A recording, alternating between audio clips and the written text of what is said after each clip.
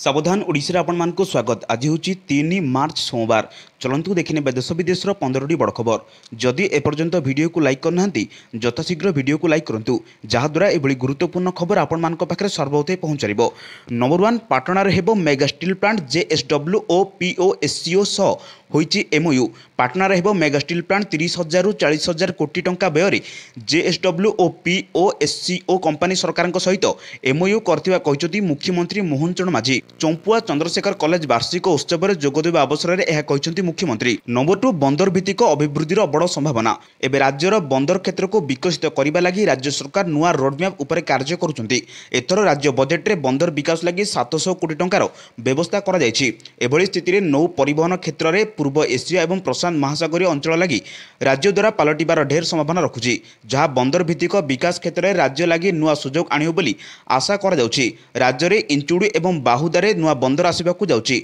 पारादीप धामरा एवं गोपालपुर बंदर को पूर्व कार्यक्रम करिछि। सुवर्णरेखा बंदर मध्य एक प्रमुख बंदर भाव उभा होइछि। नंबर 3 सुभद्रा को नहीं आसिला बड़ अपडेट। मैजिक नंबर कोटी रु ऊर्ध्व छुईछि सुभद्रा, अर्थात एजाए 1 कोटी रु अधिक महिला सुभद्रा योजना रे उपकृत हेलेनी। जो माने आवेदन करिनांती से माने मार्च 31 तारिख जाए सुभद्रा आवेदन करिपारिबे। 31 तारिख भितर जो माने आवेदन करथिबे से माने एककालीन सुभद्रा टंका पाइबे। राखी पूर्णिमा रे एककालीन 3टी किस्तिर टंका पाइबे समस्त हिताधिकारी।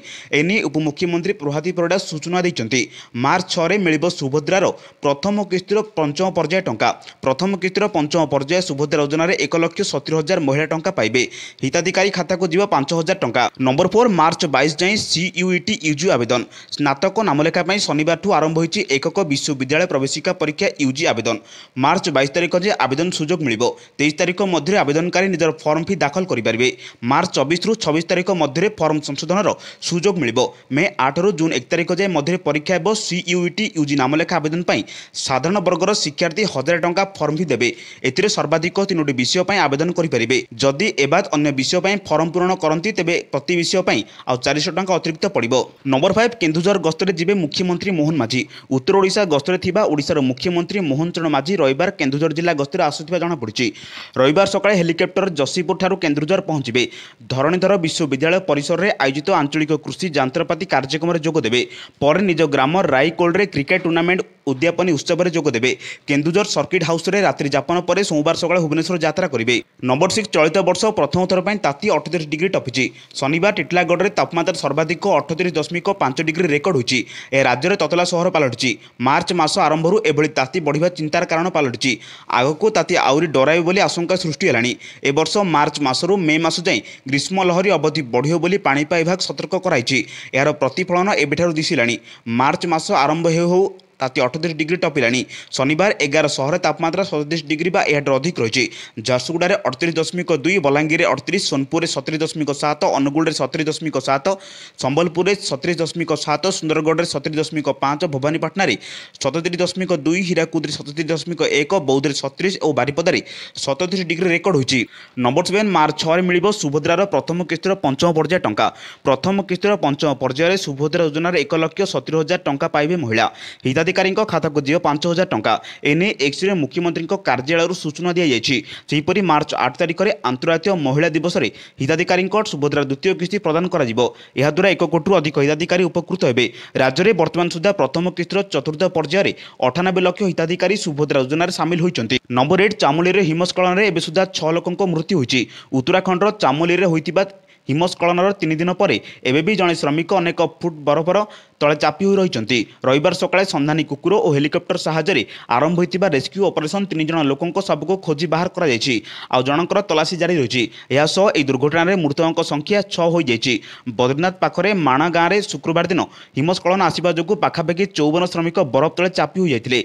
आ जड़े श्रमिक पूर्व ही घर को जाई सारिथिले, जेउथिपाई हिमस्खलन प्रभाव में आसथिबार रक्षा पाई जाइतिले। नंबर 9 कृषक उन्नति रे राज्य विकास संभव मुख्यमंत्री कहते समाजर सबुठारु महत्वपूर्ण अंग होउछि आमर कृषक समाज, जो माने खरा वर्षा शीत को भूक्षेप नक हाड़भंगा परिश्रम कर आम समस्त को आहार दे था। बिना समाज में परिकल्पना करने असंभव। तेणु अन्नदाता को जेते धन्यवाद देले भी ताहा मध्य सबुबले कम हेबो बोली मुख्यमंत्री मोहन चरण माझी कहते।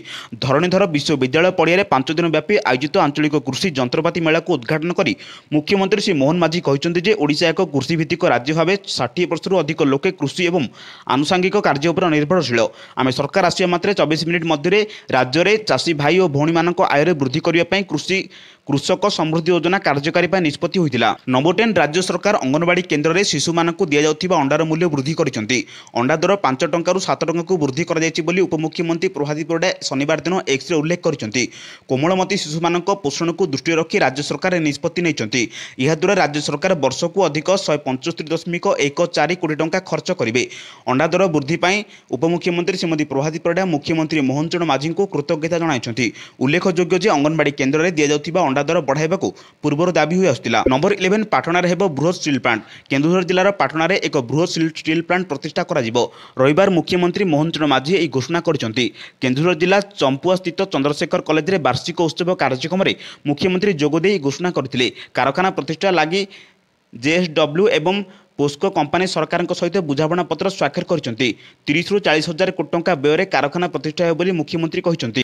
नंबर 12 राजधानी भुवनेश्वर में पारद उपरमुह आज दिन 2:30 सुधा तापमात्रा 35.6 डिग्री रेकर्ड होईछि। अन्यपटे चलित वर्ष राज्य में स्वाभाविक ठारू अधिक गरम अनुभूत होइबा नै पाणीपाग विशेषज्ञ सुरेंद्रनाथ पशुपालक आशंका करछंती। तांको सूचना अनुसार उत्तर पश्चिम भारतर गरम स्वाभाविक ठारू अधिक हेबो। तेबे ओडिशा रे तापमात्रा स्वाभाविक ठारू कम होई पारे 2 सप्ताह पर्यंत पाग सुखिला रहबो। 12 तारिख पर उपकूल ओडिशा रे गरम स्वाभाविक ठारू अधिक रहइबो। नंबर 13 मार्च 8 रु पुलिस एसआई परीक्षा आरंभ। ओडिशा पुलिस रिक्रुटमेंट बोर्ड द्वारा परिचालित पुलिस एसआई आसंता मार्च 8 और 9 तारिख दिन 2 दिन धरि अनुष्ठित हेबो। राज्य रे विभिन्न जिले में पुलिस एसआई पदवी निमंते परीक्षा ओएमआर सीट माध्यम पूरण कराजिबो। मोट 933 टी पद पर परीक्षा हेबो। एहारी मध्य Odisha police SI admit card 2025 जारी होछि। ओडिशा पुलिस नियुक्ति ओपीआरबी द्वारा यह जारी करा जायछि। एयर ऑफिशियल वेबसाइट odishapolice.government.in को जाई प्रकाश करि परिबे। नंबर 14 2 दिनिया मयूरभंज जिला गस्तर मुख्यमंत्री मोहन चरण माझी। गतकाल ठारो 2 दिनिया मयूरभंज जिला गस्तर आछंती मुख्यमंत्री मोहन माझी। गतकाली अपराह्न 5 समय मयूरभंज जिलार अधिष्ठाता देवी मां किचकेश्वरी दर्शन करने सहित खिंचिंग महोत्सव में जोग देते। महोत्सव में खिंचिंग उन्नति 50 कोटी टंका घोषणा करथिले मुख्यमंत्री। महोत्सव में मुख्यमंत्री सहित जंगल परिवेश मंत्री गणेश राम सिंह खुंटिया, राज्य सभा संपद मयूरभंज सांसद सहित मयूरभंज और केन्दुझर जिलार विधायक माने जोग देते। मुख्यमंत्री खिंचिंग जाई रामतीर्थ में यात्री यापन करथिले। नंबर 15 राजधानी भुवनेश्वर में पारद उपरमुह आज दिन 2:30 सुधा तापमात्रा 35.6 डिग्री रेकर्ड करा जायछि। सेहिपरि आज चांदबाली रे तापमात्रा 35.4 डिग्री रेकर्ड करा जायछि। आगामी दिन में राज्यर तापमात्रा बढ़िबा नै आशंका करछि पाणीपाग विभाग। फेब्रुआरी मासरो शीत उभै जाइथिबा बेले सामान्य गरम अनुभूत होतिला। एभली गुरुत्वपूर्ण खबर पाइबा पई आम चैनल से जोड़ी रहंतु। जदि एपर्यंत वीडियो को लाइक करनांती वीडियो को लाइक करबा सह चैनल को सब्सक्राइब करी कमेंट माध्यम जानतु आपण माने केउ जिल्ला देखुचंती, जहा द्वारा एभली गुरुत्वपूर्ण खबर आपण मानक पाखरे सर्वप्रथम पहुंचरिबो। ब्यूरो रिपोर्ट, सावधान ओडिशा।